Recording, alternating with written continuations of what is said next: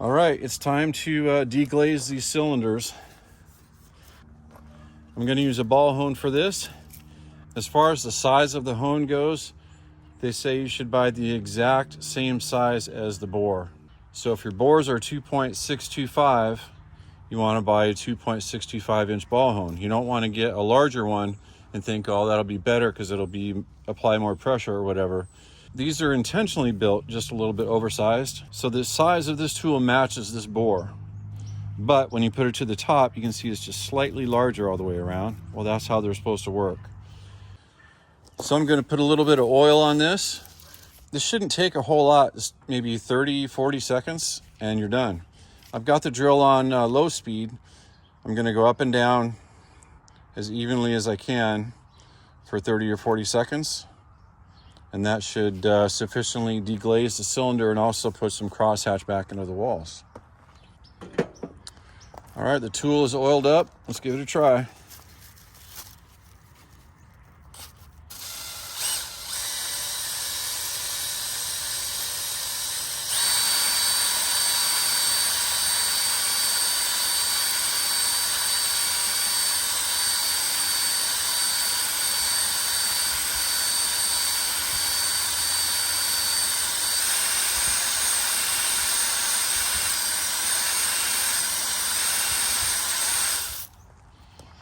Wow, that actually did a really good job. I could use just a little bit more, but let me show you the difference just from that 30 seconds there. It's pretty obvious, right? See all that glaze on cylinder number 2? Look at the one we just did.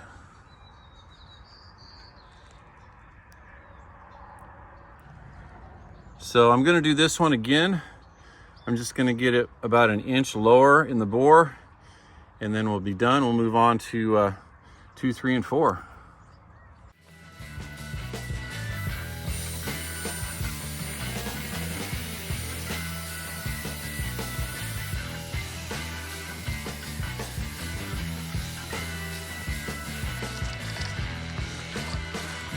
So we got 1 and 2 done. Now look at 3 and 4. Big difference, huh?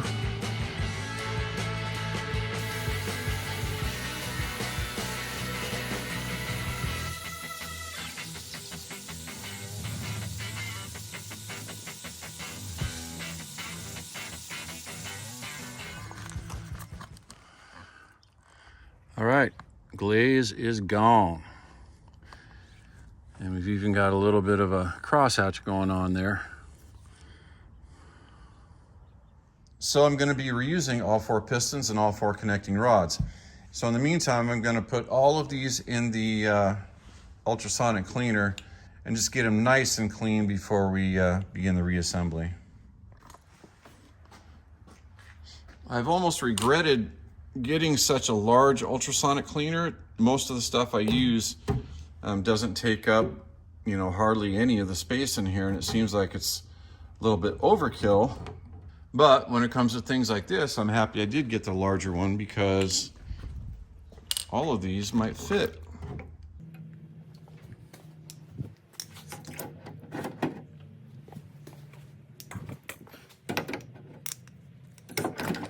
Yep.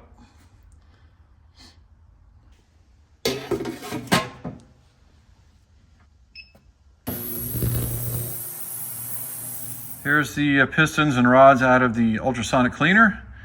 Did an excellent job once again. I wanted to make sure I get those piston ring grooves all cleaned out.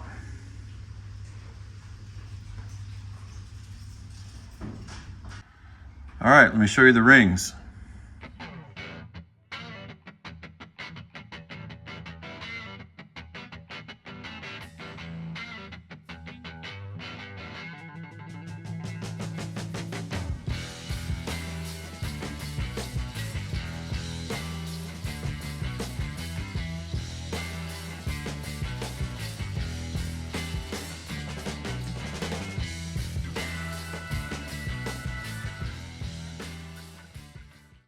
This is the company that manufactured these particular rings, and unfortunately they did not include any instructions for installation, and so I contacted the vendor just to confirm what I suspected. The top ring here is the silver one. These don't have any sort of a bevel to the edges or any markings whatsoever on either side. That kind of seems strange, but you just have to take my word for it. There is no marking on either side of this, so these can be installed either way. The second ring, which is black, this is not beveled either. However, each one of these has a dot on it. Let's see if I can find it and show you. There it is. See that? So the dot is supposed to be installed facing up. The oil rings can be installed either way, and so can their retaining rings either way. All right, now I'm going to check the piston ring end gaps before we install them on the pistons. I'm just going to put them down inside the bore, just using the top of the piston to get them level in the bore. And then that gap right there is what we're trying to check. So you want to check the top ring and the second ring in the same manner, but you do not need to check the oil retaining rings.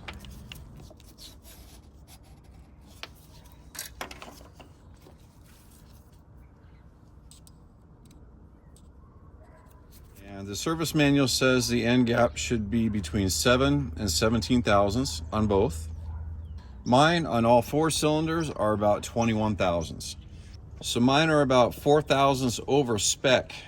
If this was more of a high performance engine, I would actually do something about that. I would bore out the cylinders, get larger pistons.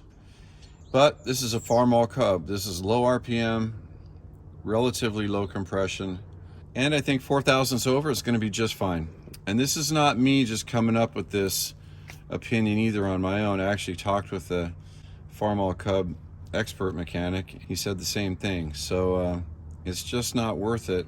Bore out this block and get new pistons and everything else just for 4 thousandths over on the ring gaps. All right, enough with that. Let's get the rings installed on the pistons and we'll get them in block. One other thing on the pistons here. I also asked the question if the pistons themselves were directional, and the answer is no. You can remove the piston, rotate it 180 degrees, and put it back on, right? Well, in this case, with standard Cub pistons, it doesn't matter which way you put them on the rods. When you start talking about the high compression pistons, then those are directional, but these standard pistons are not. All right, let's see if we can get these rings installed. We'll start with the oil ring first. If you didn't know this already, these oil rings don't really have gaps like the number 1 and number 2 rings do. Yes, they're split there, but when they're in the engine, there's more or less no gap. So we're going to install these just by hand because they're easy to deal with. If I didn't mention this already, these retaining rings also have gaps like the number 1 and number 2 rings do, but this gap is not critical. You don't have to measure it, you don't have to check it. These are also pretty easy to deal with.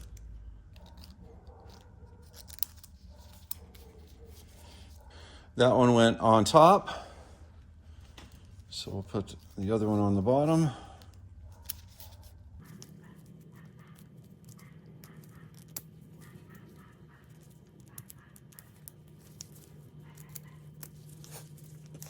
Just like that.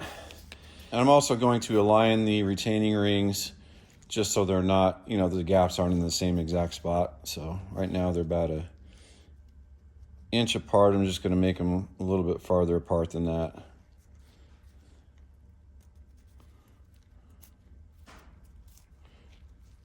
There. All right, there's the oil ring. Now I'm going to try my ring installation tool for the number 2 ring. These are pretty brittle, so you really don't want to break one of these.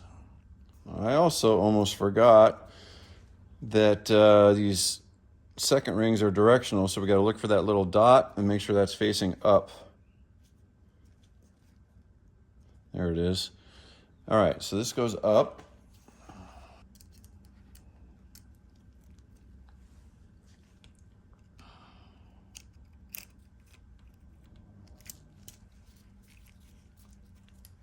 The top rings, as we mentioned earlier, are not directional. They can be installed either way.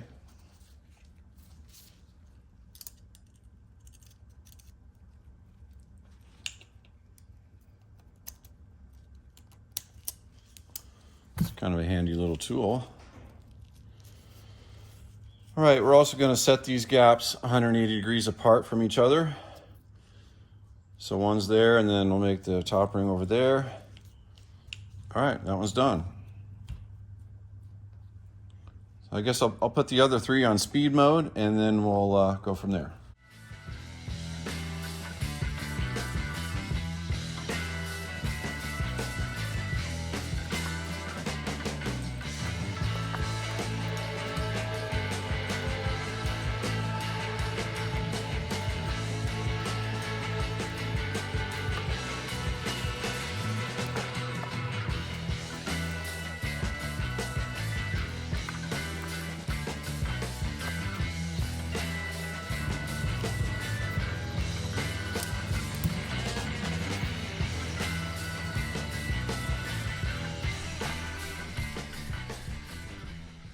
Okay, now let's get the insert bearings installed.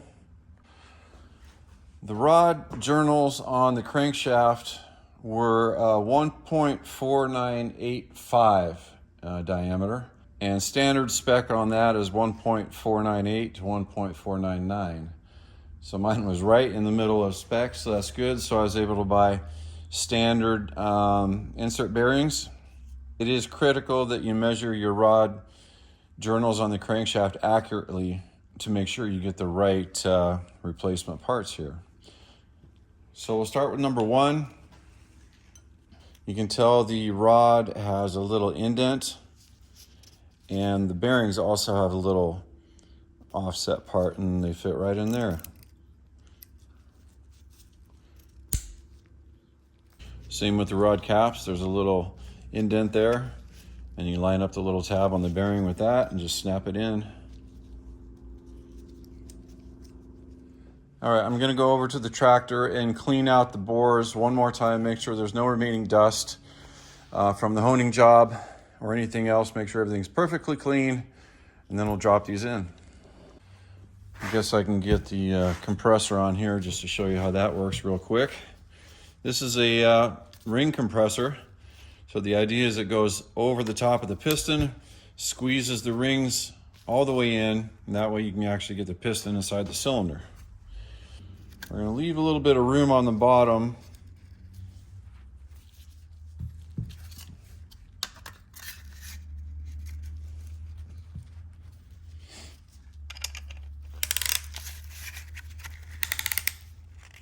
As you can see, it's got them all compressed in there.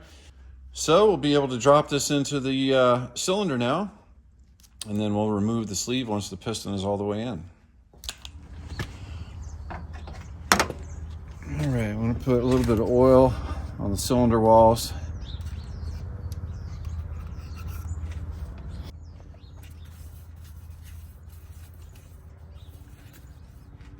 And I've already got some assembly lube on the insert bearing. And we're going to put this in the same way it was as far as which way the rod was facing. And here we go.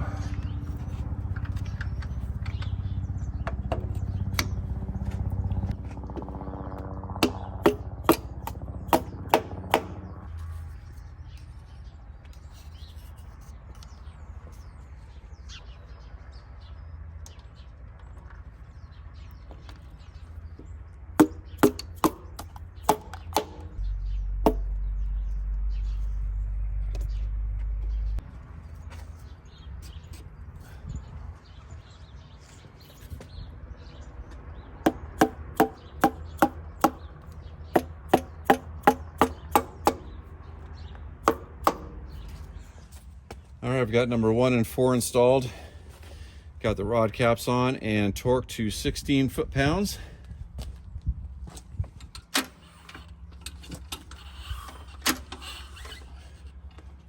And everything feels real good so far. All right, let's get 2 and 3 installed.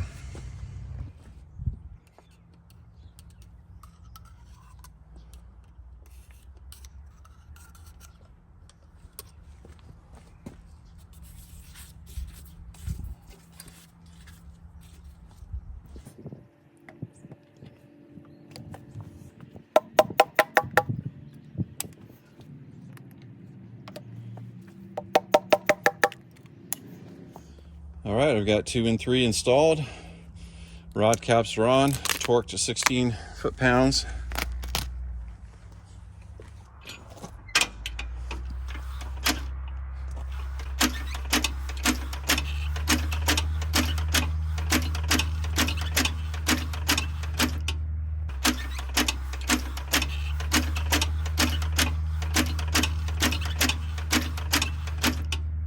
Need to clean the top of this block off a little bit, and then I guess I can install the head gasket in the head. All right, I've got the head all cleaned up, and we're ready to install the head gasket and the head. That's kind of neat. It says this side up. That makes it easy.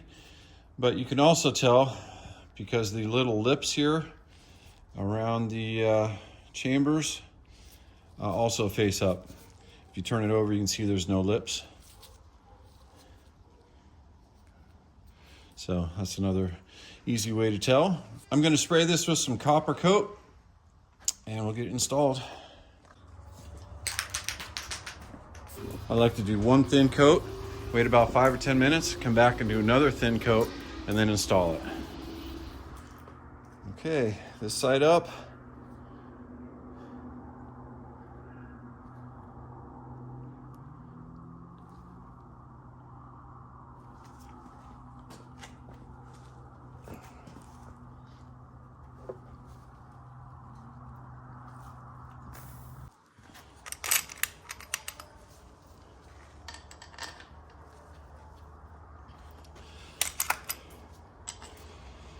And yes, these are all the same kind of bolt. They're just different color. These are all grade 8.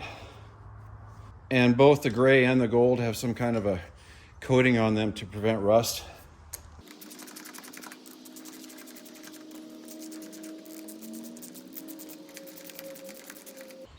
The 6 longer ones go here. 1, 2, 3, 4, 5, 6.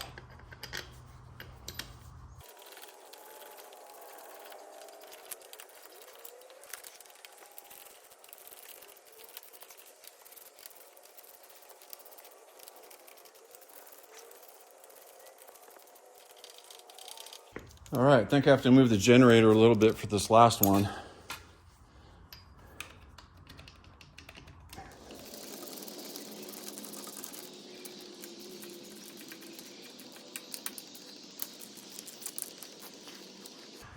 All right, I think I've got them all snug. Now let's get the torque wrench. The manual says to torque the head bolts to 45 pounds. So I'm going to start at 20, and we'll work our way up from 20.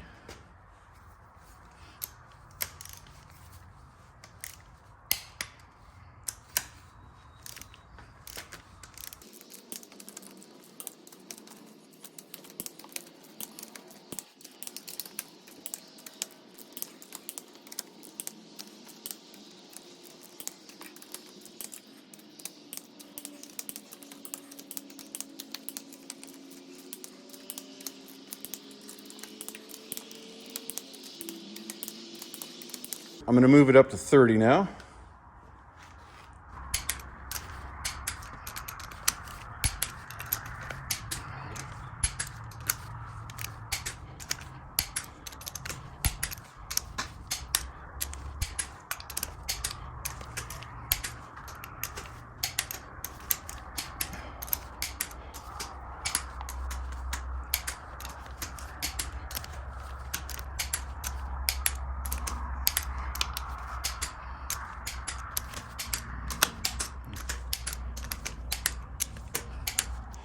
There's 30. Let's bump it up to 45.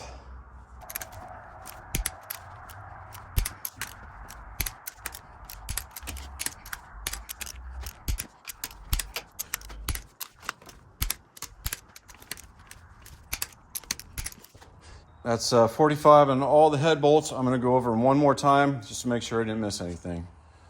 All right, I've got brand new spark plugs since the other ones got so oily. I'm going to start with some fresh ones. These are Autolite 388s. The manual says to gap them at 23, so that's what I did.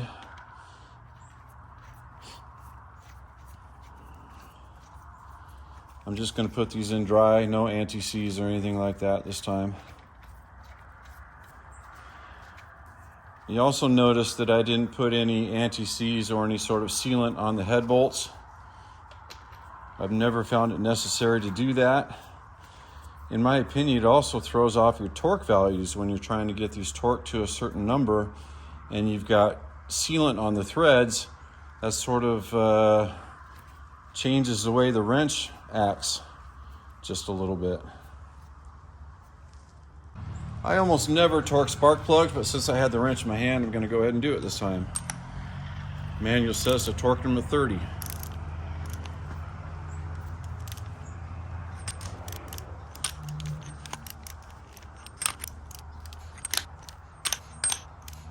Done. I think this is a good place to stop for today. We got a lot done today. So the next video will basically be reassembly, oil pan, intake manifold, carburetor. I'm going to go ahead and leave the hood off for its first startup. I want to thoroughly break this in and get the new ring seated. And then I want to check the torque on the head bolts again. And it's just so much easier to do that when the hood is off. So I'll rig up a pony gas can.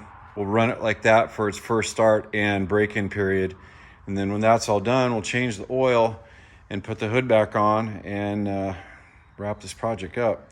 But for now, thanks everybody for watching. As always, we're over the halfway mark in this project for sure.